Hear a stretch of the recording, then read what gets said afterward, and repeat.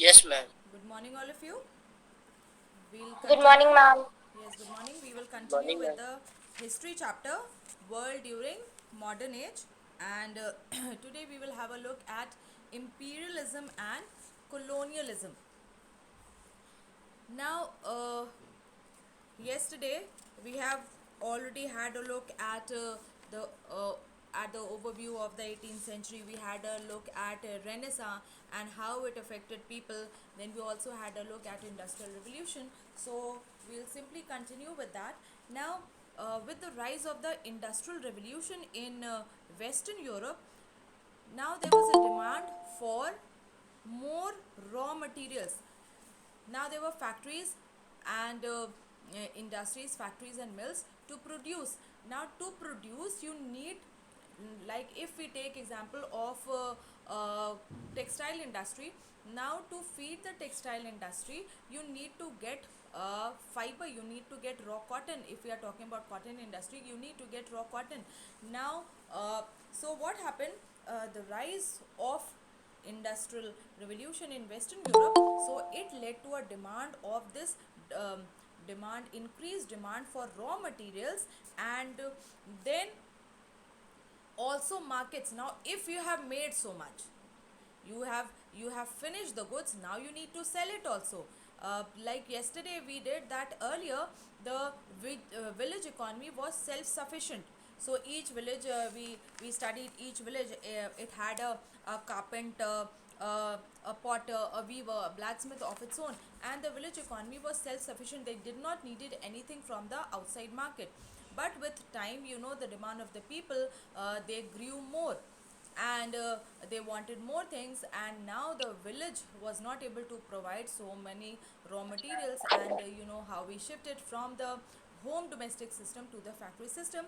And so if you are producing in factories and mills, then what that means is that you can produce more in a small period of time. And to produce more, you need to have more raw materials. And now you have more raw materials, you have finished so many goods. But now what will you do with the goods that you have made? Obviously you need to sell it. And so they even needed markets. First they needed raw materials, and second, when they finished goods, they needed markets where they can sell their cloth. So if you are talking about cotton industry, then they needed raw cotton for the industries. And once the cloth was made, then they required places where they could sell their cotton cloth. Now this need of raw material and a place to sell their finished goods, now this led to a race for colonies. Now why was this so? And now the reason was that England and the other European countries, they were too small. They were very small. Now even if you see on the map of world, you will find that England and the other European countries, they are not very huge, they are not very big. And so they were, they were very small, and they were not able to satisfy the demand for raw materials. So from their own country they were not able to get, they wanted more raw materials, but since their countries were so small, so they were not able to get these raw materials in required quantity from their own country. And then, like again, country being small, so even the market for finished goods, even that was small. They could not get enough raw materials, neither they had such a big market where they could sell it all. Now this demand to look for alternate sources, means in their country they were not able to do, so now they required some alternate source. And this demand to look for alternative sources, this led to colonialism and imperialism. So imperialism is taken from the Latin word imperium, which means power. So what is imperialism? It is the policy in which you extend political and economic control over a weak country by a powerful country. So what would imperialism be? Imperialism is a policy of extending political control, means over their governance, economic control over their money, revenue, everything, over a weak country by a powerful country. And this concept, this phenomena, this concept gained more strength in the 19th century, and this was mainly because of the industrial revolution. Because of the industrial revolution, all right, you could produce more, you wanted more raw materials, and then you needed more markets to sell your goods. Now, then this pursuit means by the imperial nations, this pursuit to get more colonies. Now what would colonization be? That would be physical domination, where the masters, they come and settle in the country, all right, and they could be in large numbers, and even though smaller numbers doesn't matter much, but they come and settle and they take physical control over the country. They do not just have a dominance like that, that they are sitting there and they are having dominance, but they physically take control over the entire country. And so this pursuit for colonies, it increased during the 19th centuries, and the countries of Asia and Africa, now they began to be colonized by the imperial country. They began to be conquered, won over by the imperialist countries. Now why Asian and African countries? Because the governments of these countries, they were not so strong, all right, they were weak, and they were not able to resist the powerful Europeans. And even the methods of warfare that they use, they were also not so advanced as compared to the European countries. And so the governments of Asia and Africa, they were weak, they were not able to resist the powerful Europeans. And then during the modern period, there were improvement in transport. Now this also made imperialism easier, because people can go from one place to another easily. And so now going and capturing, waging war against a country and capturing it, bringing it under control, now that also became easier. And with due course of time, the whole of Asia and Africa, it was divided among these great imperial powers of Europe. And even we have USA here also. So they were led by Britain, France, Belgium, USA, and later on joined by Japan also. Now the end result of all this was that by 1914 AD, almost the whole of the non-industrialized world, the world that had not been industrialized till that time, means most of the places in Asia and Africa, they had come under the control of a few industrialized countries. So the whole of non-industrialized countries by 1914, they have come under the control of these super European powers. Okay, now we move on to American Revolution. Now in the later half, means the second half of the 18th century, what would be the second half of the 18th century? Tell me numbers. What would be the second half of the 18th century? Come on, you should be clear with this concept. 17th century, 18th century. So when we talk about, what does it really mean? Second half of the 18th century would mean, anyone here in class? At least try. 1750. Right. From 1850. No, it would be 1750 onwards. So 1701 till 1750, you could say that was the first half.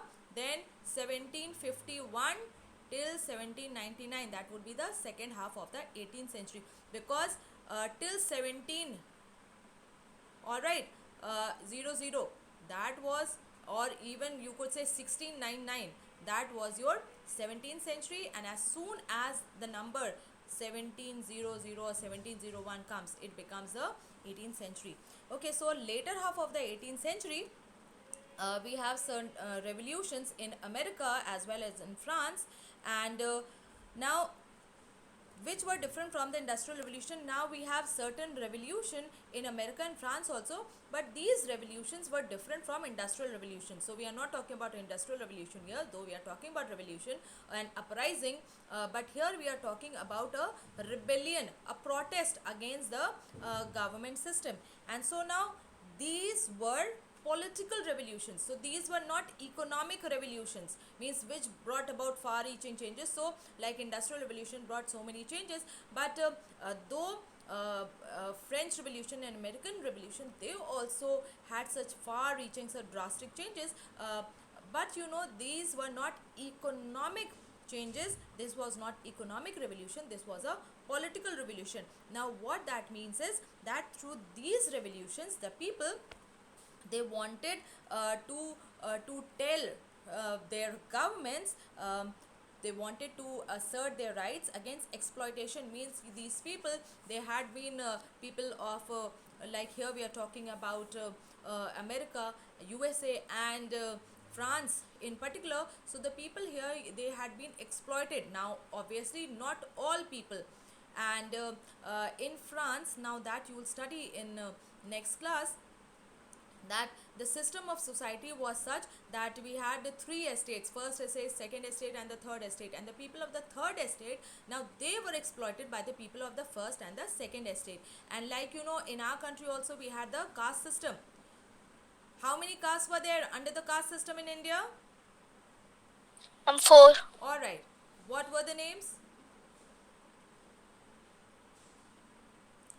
Names of the four castes under the caste system in India. Come on, this is very simple. Brahmin. Yes, Brahmins. Kshatriya. Kshatriya.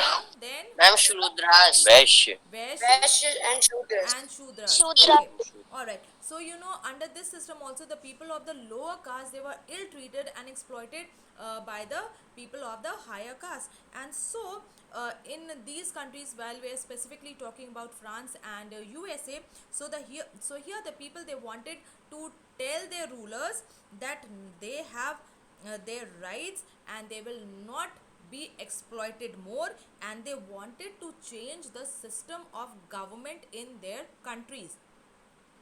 Like earlier, in most of the countries, we had the monarchical system of governance. And now we have democracy, but at that time, people, mostly the countries had monarchical system of government, and they were ruled by kings, which were hereditary rulers, and they were absolute monarchs. Means their powers were not controlled by any set of rules or regulations. They did as they pleased, they rule as per according to their wishes. They could work for the welfare of the people, they could not, but no one can force them, no one can raise their voices against them. People under such system, under monarchy, under dictatorship, military rule, they don't have many rights, and they could not even raise their voices against their rulers. So under the French and the American Revolution, the people, they realized that they had certain rights, and they will not be exploited more, and they wanted to change the system of governance in their countries. And so the common people, the common people of America and France, they wanted that democratic governments should be set up. Means the system of government in their countries to change to democracy, and so that there would be equality and freedom for all. Like in France, only the people of the first estate and the second estate, they were treated well, and they had so many privileges, but the people of the third estate, they were ill treated. Likewise in India also. And so here the common people, they wanted democracy to be set up so that they could have freedom and equal rules for, or equality for all. And now once the continent of America, it was discovered, the Europeans, they settled in the different European countries, they settled in different parts. So the French, they settled in the north, that is in Canada, the Spanish in the central part, and the British in the eastern part of America. And what these European powers do, they drove away the native red Indians. Means the native people of America who were living there, who were called red Indians at that time. So they drove away the native red Indians and settled in 13 colonies. So they drove away these native red Indians from their own home, and then settled in 13 colonies. And the British government, they had total authority over these people and ruled the colonies, and they did this with the help of British governors. So governors were sent to these colonies, and through that the British Parliament, it controlled and ruled over them. Now the British government and the British governors, they were not interested and they did not care much about the welfare of the settlers, means the welfare of the people of that country, about the red Indians. And so you know what they did, just like it happened in India, there also the same thing happened. So they were not concerned about the welfare of the people, and they imposed taxes on taxes. So one tax after the other it was imposed on them. And the settlers, means the people, those who were living there, they protested against it. But not much was done. And the people who lived there, the native people who lived there, they felt that the British Parliament, they did not have any representative from their colonies, means there was no one in the British Parliament from their country, there was no representative of their country there. And so they had no right to tax them. We in our system of government, through elections we elect our representatives, and they form government on our behalf, and they work on our behalf. So that is what they said, that since you don't have any representative, so you don't even have the right to take any tax from us. And so they raised the slogan, no taxation without representation, means till the time we do not have a representative, our representative there in the British Parliament, we will not pay you any tax. And so then by the 19th century, there were certain English and French philosophers like Thomas Paine, Voltaire, Rousseau, Montesquieu. And now these people, they wrote about the rights of the people, and the exploitative nature of the kings and all that, and how the system of government should be. Like Montesquieu, he wrote that the government should be divided into legislature, executive and judiciary, just like the way that we have now. And Rousseau also said that there should be a social contract between the people, and the people, they should have their representatives elected and all that. And so when these people, they wrote like that about the rights of the people, equality and all that, so the people were made conscious, and they were now determined to have their rights by reading and by getting to know even the views and the ideas of these great philosophers and all that. And also because they were so exploited, so now they were determined that they will have their rights. And so when a new tax, after even all their protests, when a new tax was imposed on tea, and so some colonists disguised as red Indians, so what they did, some of the local people there, they disguised themselves as red Indians, and they entered a ship, which this ship was in the British harbor. And what they did, because they have imposed this tax on tea, so they threw the chest, the huge boxes which contain tea, so they threw it into the sea. And this incident is known as the Boston Tea Party. Okay, now because it took place at the Boston Harbor, and that is why it is called as the Boston Tea Party. But still the government in England, they did not pay any means, they did not listen to the demands and the protest of the people there. And so war and conflicts, so wars and fightings, they started between the British army and the colonists, so the people who were living there, and among the British people who were having control over them. So war started between them, wars and conflicts. And finally on 4th July 1776, the people of the 13 American colonies, they declared their independence. And this Declaration of Independence, it was written by Thomas Jefferson, and it is said to be one of the most important documents, as it declared. And what was written in this document, that every individual has a right to free themselves from the oppressive rule. So if you are oppressed, if you are suppressed by any part, then you have a right to protect yourself, and you have the right to free yourself from that control. Now the British government, they tried to suppress, means put down by force, this revolution. But the people, they were inspired by the new ideals, and so the colonists, they fought undaunted, means without any fear they fought, and they gained their independence from the British rule.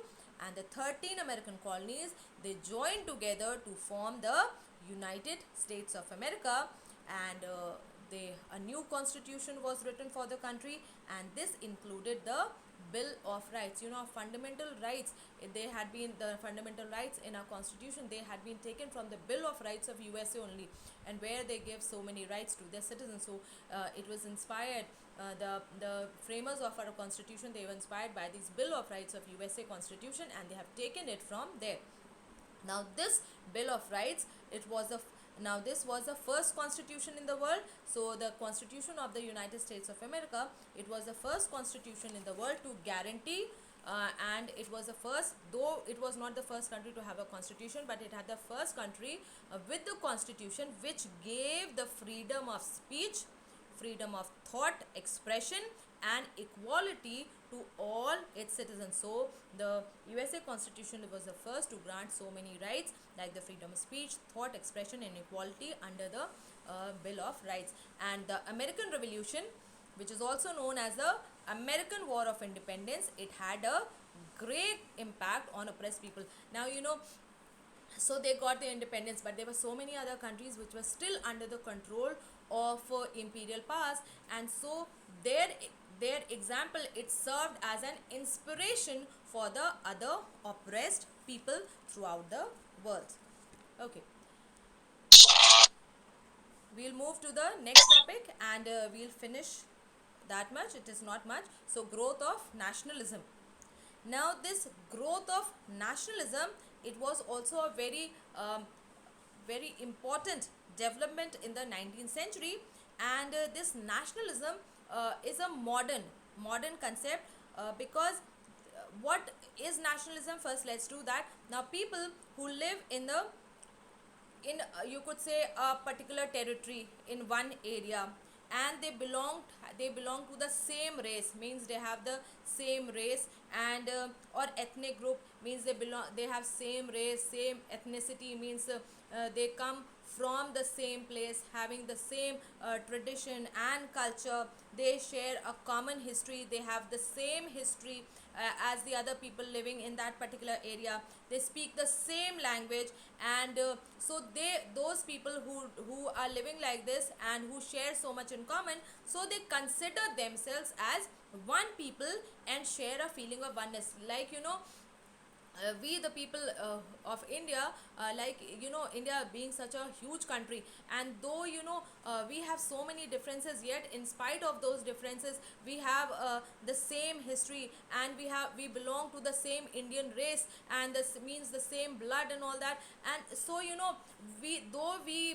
we may fight sometimes, and though we have so many differences, but we still have this feeling of oneness, of unity with the rest of the people belong here. So they feel a sense of belonging to one nation, they feel that they belong to one nation, that like we feel that we belong to one country, though we may live here, or we may live in Kerala or Tamil Nadu or even Arunachal Pradesh for that instant, but still we all belong to India. So we have that feeling of oneness and unity, and now this feeling, this spirit of oneness and unity towards where you live, now that is what nationalism is all about.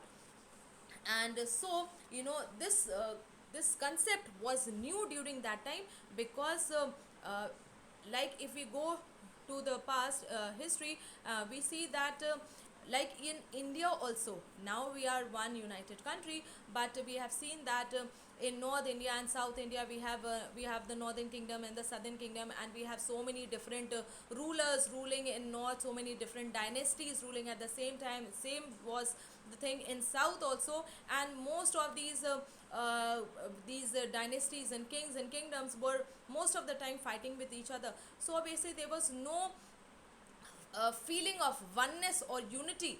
But when under the British rule, they were suppressed and exploited. Then for the first time, like you say, your enemy's enemy is your friend.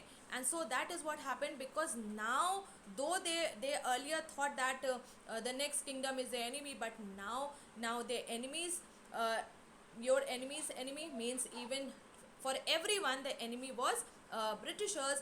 And so your enemy means your British was your enemy, and their enemy means the other kingdom. So your enemy's enemy is your friend. So that was the first thing that brought the people together. Like if we are talking conce- in context of India, so that was the first thing that brought the people together. And then people talked about their culture, the Indian culture and the traditions, and that they all belong to the same race and same place and all that. And so the spirit and this feeling of oneness and unity developed in the hearts and minds of the people. And that is what nationalism is all about. And so by the 19th century, feudalism, it has ended in most parts of Europe. And feudalism, I have told you yesterday. So this system now, it has ended in most part of Europe by the 19th century. And there was a growth of trade and commerce. And so trade developed, and there was new cities and towns, they also developed. And this we did that so many new towns and cities developed because of this growth of trade and commerce. And even at coastal areas and on the land, both sides of the land routes, which were used for trade. And so there was development of new towns and cities. People in living here, we're talking about Europe, so people living there, they were also influenced and inspired by the new ideas and new learning which was developing there. And merchants and uh, rich merchants supported strong rulers. This also we did yesterday. So the rich merchants and the big business class, they supported the strong rulers, and in turn the rulers protected them and brought out rules to expand more trade.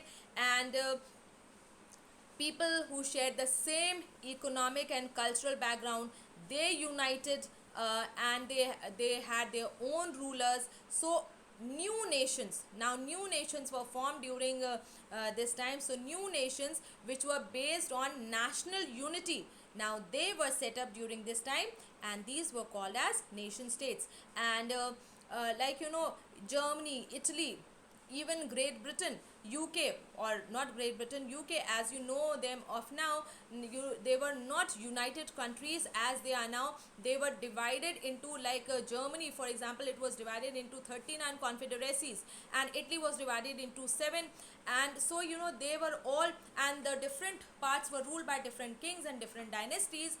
But with the spread of nationalism, people had this feeling of oneness and all. And so they thought that they should become one, and they should be ruled by just one ruler and their own ruler. And so thus in Italy, Germany, Poland, Greece, people, they launched movements. They did this to remove the foreign rulers. Like Greece, it was ruled by different Ottoman Empire. So they wanted to remove that empire, and they wanted to free themselves. And so all these different nations, they launched different movements and revolutions to remove the foreign rulers who were ruling over them. And they were able to set up a government under their own rulers, and they wanted their own rulers to rule over them, and not a person coming from different part of the world and ruling over them. So and a strong sense of nationalism and loyalty to a national ruler was not possible. And now when you have your whole country united, you have your own ruler ruling. So this sense of nationalism and loyalty was possible. Now these successes by some of the states, now they inspired other nations also to fight, to unite, to come together and fight for their independence in other parts of the world also. So these revolutions and these uprisings, they inspired all the other nations who were under the colonial control and control of other nations. So it inspired them also to come together, to unite and fight for their independence. So these are some of the main things, main trends, main features of the modern period. Have you all understood? Any Yes, ma'am. Yes, confusion? Any ma'am. confusion? Anyone? No, ma'am. No, ma'am. Okay.